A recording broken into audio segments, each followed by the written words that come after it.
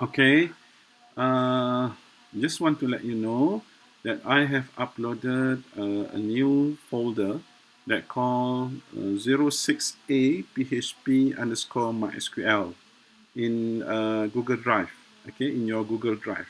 What's so special about this particular folder? Because they have a complete source code, including a database source code. If you're looking into this file, this is a PDF file explaining about the source code.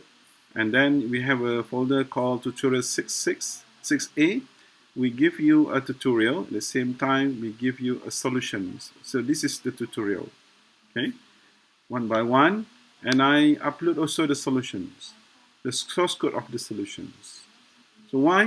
Because MCO reason, I cannot give you exercise, and it will drag a lot of time for me to handle the exercise online.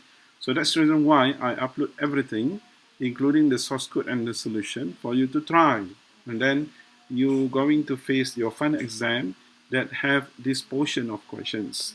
And also you have to use this for your project, and it will be helpful for you because I already upload the source code, and you can make use of this particular sample code in your final project.